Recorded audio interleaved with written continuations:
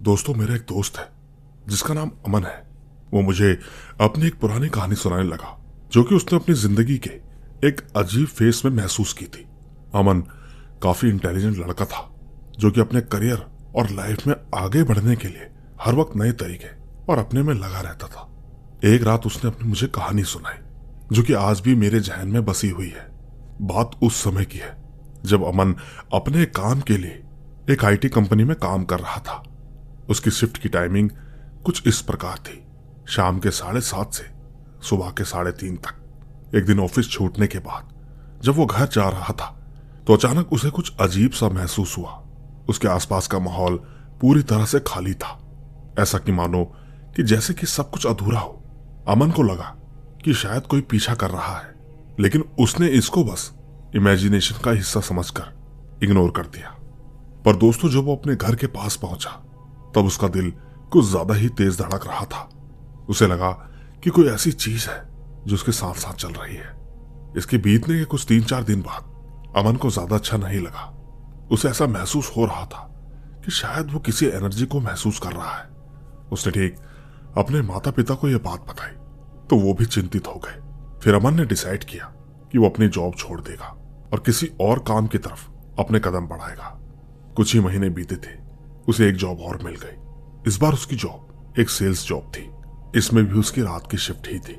एक दिन की बात है जब वो ऑफिस में अकेला था और सब कलीग्स छुट्टी पर थे, तब उसने बहुत कुछ अजीब महसूस किया। पूरे ऑफिस में एक शोर था, लेकिन उसका दिल एकदम समझ नहीं पा रहा था। खैर, नींद लगने के कारण वो अपने मैनेजर के कैबिन में बैठकर सो गया। कुछ ही 10-15 मिनट के बाद उसे महसूस हुआ कि शायद उसके सीने पर कोई हैवी चीज बैठी हुई है। उसने अपने दिल की धड़कन को समझने की कोशिश की, लेकिन वो चीज उसके मुंह में कुछ डाल रही थी। उस वक्त अमन ने बहुत मुश्किल से अपने आप को जगाया। उसने देखा कि उसके मुंह से खून निकल रहा था। वो उस वक्त इतना डर गया कि जल्दी से अपने घर चला गया। घर पहुंचकर उसने सीधा अपने माँ बाप को इस बारे में बताया। माँ बाप ने उससे कहा कि ये कुछ ज्यादा हो गया है अमन, तुम्हें किसी स्पेशलिस्ट या किसी अलीम के पास जाना चाहिए। दोस्तों, उसके 1 महीने बाद अमन को दुबई में काम मिल गया और जब वो दुबई गया तो सब कुछ एकदम नॉर्मल दिख रहा था। लेकिन वो अभी तक समझ नहीं पाया कि जो आत्मा उसके साथ थी वो किसकी रूह थी। कुछ तो ऐसा था जिसे वो समझ नहीं पाया। खैर, कुछ समय के बाद अमन के डैडी की तबीयत काफी ज्यादा खराब हो गई। उनको हॉस्पिटल तक ले जाना पड़ा और वो वेंटिलेटर पर थे। अमन के दादा के एक दोस्त जो कि आलिम थे, उन्होंने अमन से कहा कि ये जो रूह उसके साथ थी वो आपके दादा की जान लेने आई थी। अमन को यह सुनकर काफी घबराहट हुई। उस वक्त वो अपने दादा के साथ था। उन अंकल ने कुछ झाड़ फूक करके उसके पिताजी को ठीक कर दिया। फिर अमन ने सोचा कि शायद जो कुछ हो रहा है उसका कुछ ना कुछ तो रीजन होगा।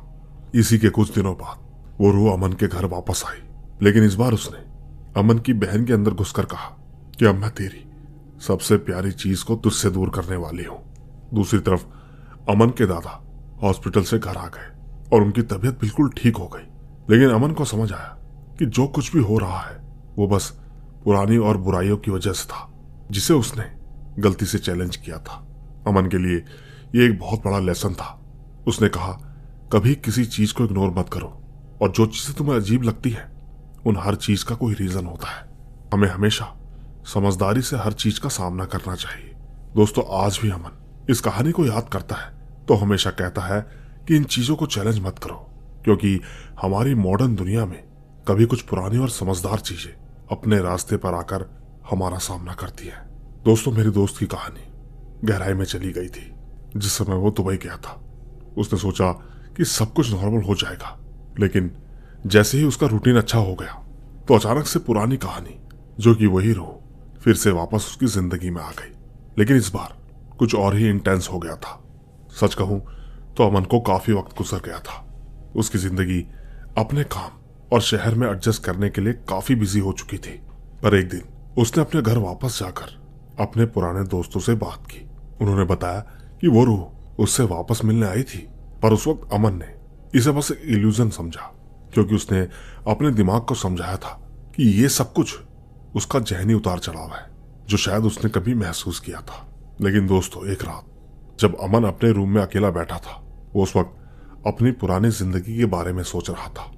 तभी उसे एक अजीब सी फीलिंग हुई। उसने देखा कि शायद कोई उसके आसपास है, पर उस वक्त उसने अपने आप को संभालते हुए उस फीलिंग को इग्नोर कर दिया। फिर रात के कुछ वक्त के बाद उसने अपने रूम की लाइट्स बंद की और आंखों को बंद करके सो गया। आंख बंद करने के कुछ देर बाद उसे अपने चेहरे पर कोई ठंडी हवा सी महसूस हुई। उसने ठीक जैसे ही अपनी आंखें खोली तो पाया कि कोई भटकती रूह उसके रूम में थी। दोस्तों, अमन का मन भर गया था और उसने अपने दिमाग में वो पुरानी बातें याद की कि किस तरह से वो रूह उसके साथ थी।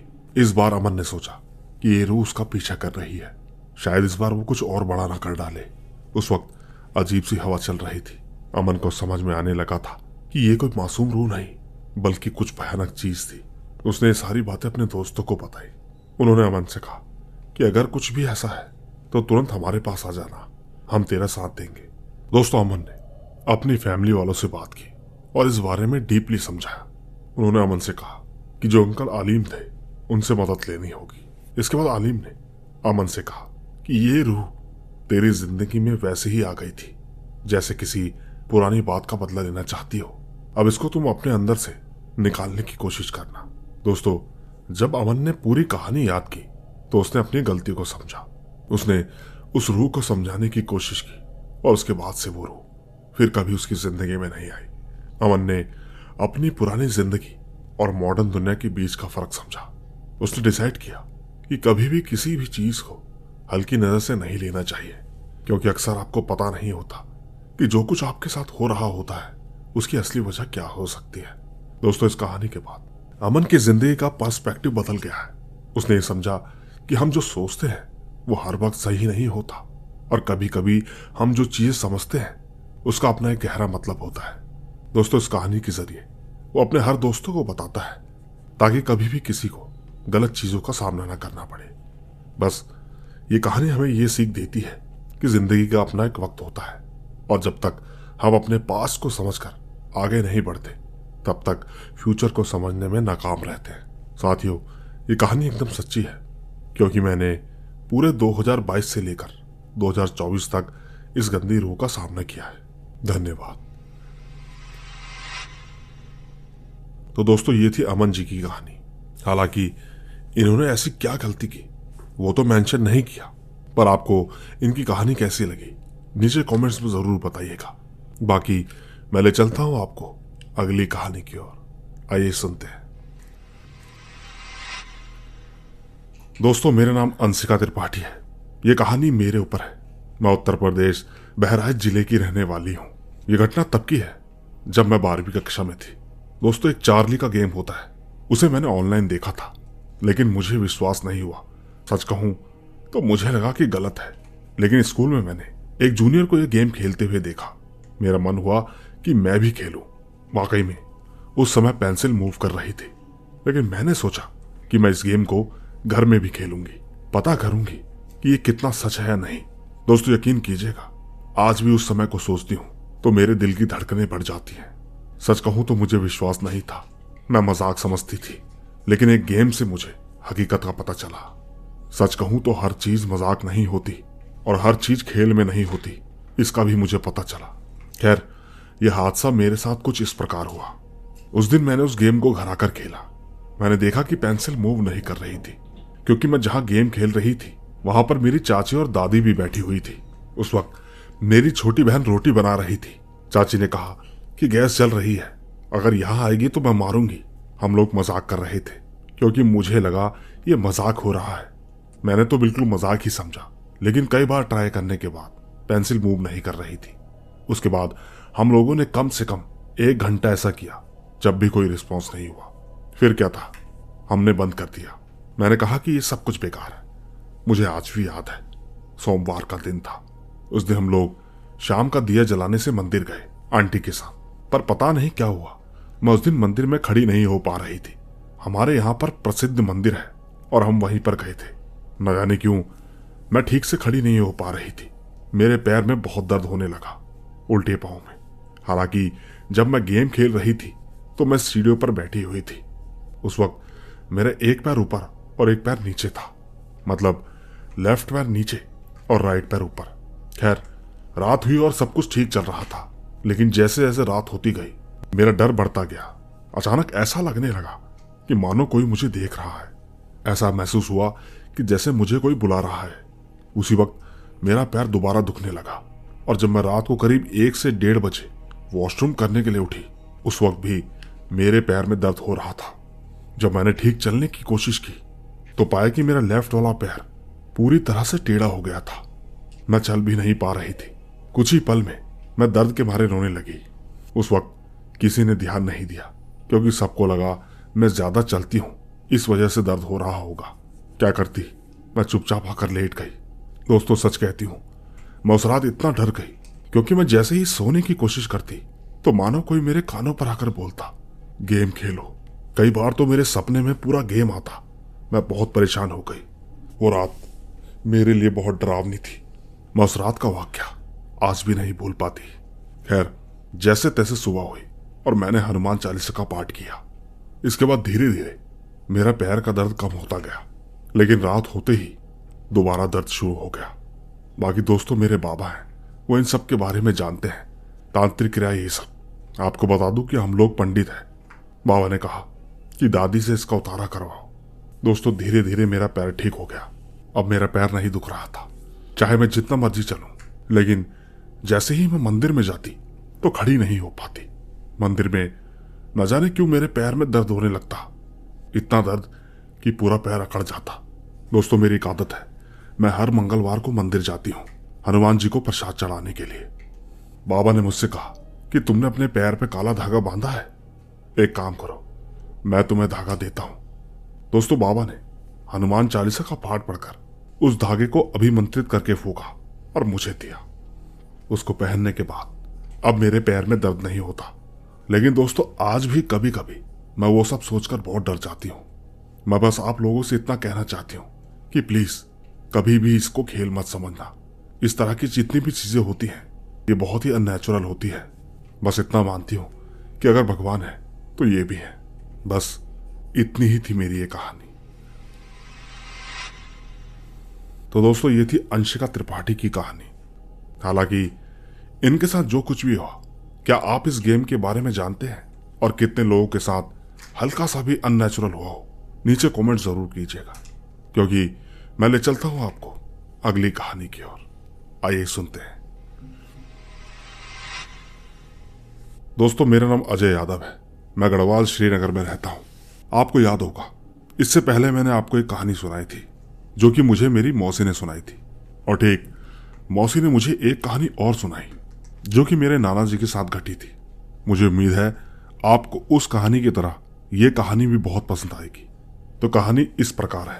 दोस्तों गढ़वाल में बगवान से 7 या 8 किलोमीटर दूर मेरी नानी का गांव है, और ठीक नानी के गांव से एक गांव और पड़ता है जिसका नाम जक्षिण है। वो भी करीब 6 या 7 किलोमीटर की दूरी पर है। और आप तो जानते ही हैं कि पहले के समय में रोडें नहीं हुआ करती थी। लोगों को 10-10, 12-12 किलोमीटर पैदल चलना पड़ता था। हालांकि अब 100 में से 60% उत्तराखंड में रोडों का विकास हो चुका है। पर खैर, बात दरअसल ये है कि मेरे नाना जी को उस गांव में एक रिश्तेदार के वहां जाना था। वो ठीक अपने घर से अकेले ही पैदल निकल पड़े। उस वक्त दिन का समय था और पूरा रास्ता पैदल पार करना था। चलते चलते रास्ते में उन्हें एक सफेद कपड़ों में एक इंसान दिखाई दिया। पहले तो नाना ने उस पर ज्यादा ध्यान नहीं दिया, लेकिन जब बार बार उनकी नजर उस पर जाती तो नाना पाते कि उसकी हाइट बढ़ती जा रही थी। पर यह देखकर नाना जी डरे नहीं। वो बात और है कि मेरे नाना के ऊपर देवता नहीं आते, लेकिन वो इन चीजों से डरते नहीं थे। वो समझ चुके थे कि ये शायद कोई भूत या छलावा है। यही सोचकर वो लगातार आगे की ओर चलते रहे। दोस्तों यहाँ इंटरेस्टिंग बात तो यह है कि वो छलावा कभी नाना के पीछे चलता तो कभी अचानक से आगे आ जाता। कई बार चुपचाप कंधे पर हाथ रखता और कई बार उनका पैर पकड़ने की कोशिश करता। और तो और थोड़ी ही देर में वो अचानक से भीड़ भी बन गया। पर नाना अपनी ही धुन में चलते रहे। फिर आगे जाकर उसने काली बकरी का रूप ले लिया। पर क्या करता, नाना एकदम निडर थे। दूसरी तरफ उसने नाना को परेशान करने की सारी टेक्निक अपनाई, यहां तक कि उल्लू का रूप लेकर उनके सर के ऊपर भी उड़ने लगा। अब आगे का रास्ता यही कोई 2-2.5 किलोमीटर का बचा था। उस वक्त नाना जी भांग पीते थे, जिसे शहर में गांजा कहते हैं, लेकिन गांव वाले उसे भांगे अत्तर बोलते हैं। नाना जी चुपचाप आराम से एक पत्थर पर बैठे और आराम से अपनी चिलम बनाई। उसी वक्त छलावे ने नाना जी से कहा कि कम से कम एक बीड़ी ही पिला दे, लेकिन नाना ने कोई जवाब नहीं दिया। उन्होंने चुपचाप दम भरी और आगे की ओर बढ़ते चले गए। कुछ ही देर बाद जब नाना ने देखा कि गांव आने वाला है, उसी वक्त उनकी नजरें पास के एक मंदिर पर भी पड़ी, जिसे देखकर नाना जी ने हाथ जोड़े। दोस्तों वाकई में वो मंदिर को पार करते ही नाना को पीछे से आवाज आई कि अब मैं यहां से आगे नहीं आ सकता, मेरे लिए खतरा है। बस इतना जान ले कि आज तू बच गया। मैंने तुझे बहुत डराया, लेकिन तू नहीं डरा। याद रखना, अगली बार नहीं छोड़ूंगा। इसके बाद दोस्तों उसने वही नाना जी का साथ छोड़ दिया। लेकिन अब क्या, आगे जो हुआ उसे सुनकर आप समझ जाएंगे कि उत्तराखंड में देवताओं का वास हकीकत में होता है। क्योंकि नाना जब गांव पहुंचे तो वहां पर एक लेडीज थी। उन पर अचानक से देवता आ गए। वो कहने लगी कि तेरे साथ कोई और भी था, उसने कई सारे रूप लिए, मगर तू नहीं डरा। अब दोस्तों आप ही सोचिए, उस लेडीज को कैसे पता, जबकि वो तो वहां थी भी नहीं। शायद अब आप समझ सकते हो कि उस छलावे ने आगे आने से मना क्यों किया होगा। याद करो, उसने कहा था कि मैं इससे आगे नहीं आ सकता, इससे आगे देवताओं का स्थान है। और दोस्तों ठीक वहां पर जिस देवता का मंदिर था, वही देवता उन लेडीज पर आते थे। खैर, उन लेडीज ने नाना जी को विभूति लगाई ताकि इसके बाद नाना जी के साथ ऐसा कुछ ना हो। साथ ही आपको एक बात और बता दूं दोस्तों, उस विभूति में बहुत शक्ति होती है, क्योंकि इसके बाद वापसी में नाना जी को कुछ भी नहीं हुआ। बाकी मैं आपको इसके बाद और कहानियां भेजता रहूंगा, जो कि अब मेरी नानी की है। और ठीक इससे पहले वाली कहानी में मैंने आपको बताया था कि उनके अंदर बहुत ही भयंकर देवता आते हैं। मैं उनकी कहानी भी जल्दी ही शेयर करूंगा। साथ ही एक कहानी और भी भेजूंगा, जो कि हॉरर तो नहीं है पर देवताओं की है। पर आज के लिए बस इतना ही। धन्यवाद। तो दोस्तों ये थी अजय यादव जी की कहानी। इन्होंने इससे पहले जो कहानी भेजी थी वो वाकई लाजवाब थी। मैं उम्मीद करूंगा कि आप उस कहानी को जरूर सुने। कहानी के अंत में मैं उस कहानी का लिंक जरूर डालूंगा, तो उसे एक बार जरूर चेकआउट कीजिएगा। साथ ही इनकी कहानी से रिलेटेड मेरे पास एक छोटा सा किस्सा और है, जो कि इस प्रकार है। मेरा नाम सूरज है। ये कहानी मेरे माँ के ताऊ की है। एक बार की बात है, ताऊ रोज रात को खेतों पर जाते थे। ठंड का महीना था। उन्होंने बताया कि मैं खेतों पर गया था। मैंने खेत के पास आग जलाई थी। मैं ठीक आराम से आग सेक रहा था। उसी वक्त एक आदमी मेरे पास आया। मैं ठीक आग सेक रहा था, तभी मेरे पास एक आदमी आया और मुझसे बीड़ी मांगने लगा। दोस्तों उस वक्त ताऊ को ऐसा लगा कि शायद ये पानी वाला शैतान है, क्योंकि उसकी आवाज ऐसे आ रही थी जैसे लोग नाक बंद करके बोलते हैं। वो भी ठीक वैसे ही बोल रहा था। ऐसे करते करते वो रोज बीड़ी पीना चाहता। हालांकि वो एक बीड़ी पीता और चुपचाप चला जाता, लेकिन कहीं ना कहीं ताऊ उससे परेशान हो चुके थे। इस परेशानी से तंग आकर उन्होंने एक रात उसके आने से पहले एक ईंट को आग में गर्म करके रख दिया। और ठीक जब वो आया और उसने बीड़ी मांगी तो ताऊ ने उसको बीड़ी भी दी। दोस्तों यकीन कीजिएगा, वो जैसे ही उस ईंट के ऊपर बैठा तो अचानक से जल गया। इसके बाद वो कभी भी ताऊ को नजर नहीं आया। बस यही था छोटा सा किस्सा। मुझे उम्मीद है कि सर मेरे इस छोटे से किस्से को आपको जरूर सुनाएंगे। धन्यवाद। तो दोस्तों ये था छोटा सा किस्सा, पर जैसा भी था आपको मजा जरूर आया होगा। अब ठीक ले चलता हूं अगली कहानी की ओर। आइए सुनते हैं। दोस्तों मेरा नाम आरिफ है।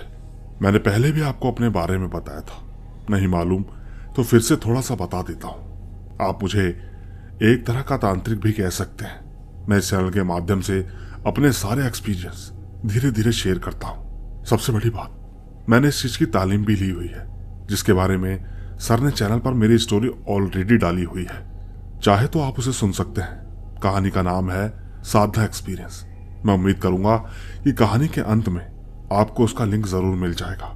खैर, एक बार एक शख्स मेरे पास आया। उसकी हालत बहुत ज्यादा खराब थी, और तो और उस वक्त मेरे वालिद साहिब भी घर पे नहीं थे। इसी के चलते मैंने उसमें दम वगैरह डाला। मैंने ठीक जैसे ही सलाम दुआ किया तो मैंने उससे पूछा, तब उसने बताया कि हम इसको मारने के लिए आए हैं। मैंने उससे पूछा कि तुम्हें इसके ऊपर किसने भेजा है। सामने से जवाब मिला, ये मत पूछो किसने भेजा है, वैसे भी हमारी तादाद बहुत ज्यादा है। मैंने उस आत्मा से पूछा, किसको मानती हो? उसने कहा, काल भैरव को मानती हूं। मैंने दोबारा उससे सवाल किया कि किसको छोड़ा है इसके ऊपर, काल भैरव को या किसको? उसने कहा, काल भैरव को छोड़ा है। मैंने दोबारा पूछा कि कौन है वो शख्स जिसने छोड़ा है? कहने लगी, हम नहीं बता सकते वरना हम मारे जाएंगे। मैंने कहा, कितनी तादाद है तुम लोगों की? सामने से जवाब मिला कि हम 3 औरतें हैं, डायन हैं हम लोग। अब बातें बहुत हो चुकी थी। मैंने कहा, ठीक है, तुम लोगों को जाना है कि नहीं? वो कहने लगी कि अगर हम जाएंगे तो मारे जाएंगे। बस फिर क्या था। इसके बाद मैंने अपने मुवक्किल को बुलाया और कहा कि बाबा जी, इन्हें कैद करो। बाबा ने फौरन ही उन्हें कैद कर लिया और ठीक जब उनका शरीर खाली होने लगा तो उसके ठीक पीछे से बाबा जी की सवारी भी आई, काल भैरव बाबा जी की। उन्होंने जैसे ही सवारी दी तो मैंने पूछा, कौन है आप? वैसे पहचान तो मैं गया था, लेकिन फिर भी मैंने पूछ लिया। उन्होंने बताया कि हम काल भैरव हैं। मैंने उनसे पूछा कि आप इतनी बड़ी शक्ति है, तांत्रिक शक्ति, सात्विक भी, यकीन नहीं होता आप इस बंदे के पास कैसे आए? उन्होंने मुझसे कहा कि उस इंसान ने कब्रिस्तान में जाकर साधना की थी, जो कि किसी इंसान के मृत शरीर के ऊपर बैठकर की जाती है। सारी क्रियाएं करने के बाद मुर्दे में सवारी आती है काल भैरव की, और ठीक उस शख्स ने कई आत्माओं को पकड़ा हुआ था। मैंने उनसे पूछा, कौन था वो शख्स? उन्होंने बताया कि वो एक काफिर है जो अपने दायरा इस्लाम से निकल चुका है। उसने 11 बंदों का कत्ल किया है। इसके बाद मैंने कहा, ठीक है, हम इस पर पलटवार तो नहीं कर सकते, लेकिन इसकी साधना को खराब जरूर कर सकते हैं। इन सब चीजों के बाद मैंने बाबा से कहा और हमने पढ़ाई वगैरह शुरू की। बाबा ने जो भी उसके अंदर था सब कुछ अच्छी तरीके से बाहर किया। आप यकीन करें, उस बंदे ने 11 बंदों को ऐसी क्रियाएं करके मारा और 12वां नंबर इस बच्चे का था। उसे ठीक 41 दिन का दावा किया गया था कि इसके बाद ये मर जाएगा। उस पर कई सारी चीजें छोड़ी गई, जिन्न चुड़ैल, कई सारी शक्तियां, लेकिन शुक्र है ऊपर वाले का, वो बंदा अब ठीक है। बाकी आप हर बार कहानियां सुनते हैं, कई बार सुनते हैं किसी के ऊपर कोई काला जादू कर देता है या फिर किसी पर कुछ साए लग जाते हैं, तो आखिर उन्हें ठीक कैसे किया जाता है, ये उस दौरान की बातें हैं। उम्मीद है आपको ये किस्सा जरूर पसंद आया होगा। धन्यवाद।